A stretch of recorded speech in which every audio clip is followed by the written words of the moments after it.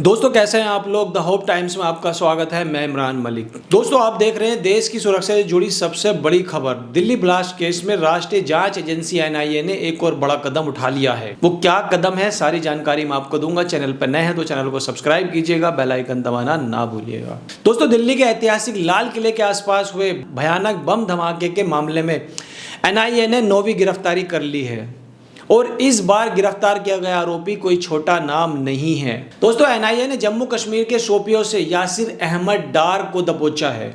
यासिर अहमद डार वही शख्स है जिसके बारे में जांच एजेंसियों का दावा है कि वो इस हमले के मुख्य साजिशकर्ताओं के सीधे संपर्क में था। दोस्तों आपको याद दिला देता हूं कि ये वही दिल्ली ब्लास्ट है जिसमें 11 निर्दोष लोगों की जान चली गई थी और कई लोग गंभीर रूप से घायल हो गए थे। पूरा देश उस दिन हिल गया था। अब एक एक करके उसकी साजिश की जो परतें हैं वो खुलती हुई नजर आ रही हैं। अब बता देता हूं कि कौन है यासिर अहमद डार। दोस्तों एनआईए के मुताबिक यासिर अहमद डार श्रीनगर के शोपिया इलाके का रहने वाला है, लेकिन उसका नाम सिर्फ एक आरोपी के तौर पर नहीं बल्कि साजिश में सक्रिय भागीदार के रूप में सामने आया है। एनआईए की जांच में सामने आया कि 10 नवंबर को राजधानी दिल्ली में हुए कार बम धमाके की योजना में यासिर की सीधी भूमिका थी। और यही नहीं, जांच एजेंसियों का दावा है कि यासिर ने फिदायीन हमले की शपथ तक ले रखी थी। यानी वो आदमी सिर्फ साजिश करता नहीं था बल्कि खुद को हमले के लिए पूरी तरीके से समर्पित कर चुका था। खुद बम से उड़ने वाला था वो।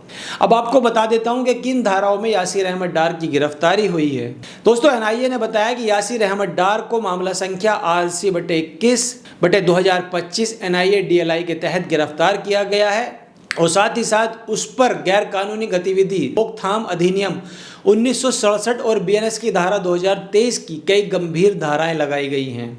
दोस्तों मतलब यहाँ पर साफ है कि ये जो मामला है ये आतंकवाद से जुड़ा हुआ है और जांच बेहद गंभीर स्तर पर चल रही है। आतंकी नेटवर्क से गहरे रिश्ते हैं डार के। एनआईए की जांच में यह भी सामने आया कि यासिर इस केस के 3 अन्य आरोपियों के करीबी संपर्क में था।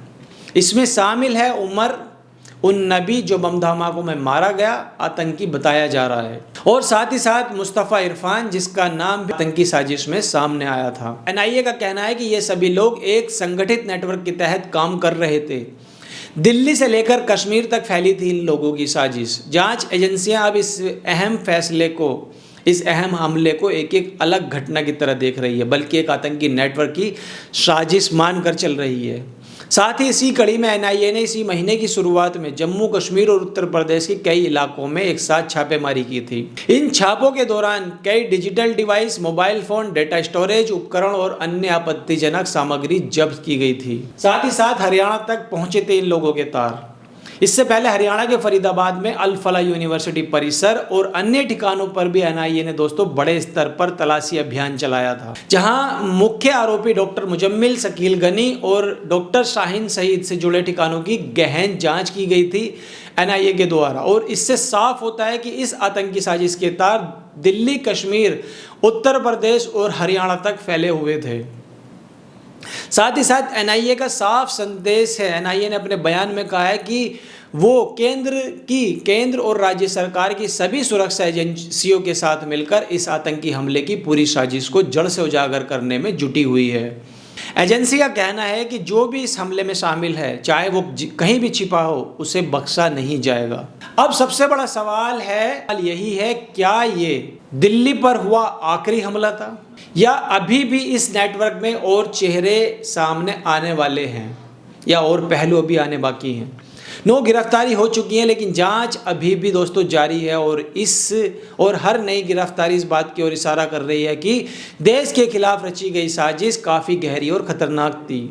साथ ही साथ यहाँ पर देश को सतर्क रहने की ज़रूरत है। ये मामला एक धमाके का नहीं है दोस्तों, ये देश की आंतरिक सुरक्षा, आतंकवाद के बदलते तरीकों और स्लीपर सेल नेटवर्क की गंभीर चेतावनी है। साथ ही साथ एनआईए की ये कार्रवाई ये साफ संदेश देती है कि देश की सुरक्षा से खिलवाड़ करने वालों को किसी भी हाल में बख्शा नहीं जाएगा, उनको छोड़ा नहीं जाएगा। तो दोस्तों एनआईए ने अपनी 9वीं गिरफ्तारी कर ली है। आगे पता चल पाएगा कि और कितनी गिरफ्तारी होनी है, कितने पहलू निकलकर इसमें सामने आएंगे। फिलहाल इस खबर में इतना ही। आपकी इस पर जो भी राय आप हमें कमेंट करके बताइए। वीडियो को लाइक, चैनल को सब्सक्राइब करना ना भूलें। जय हिंद, जय भारत।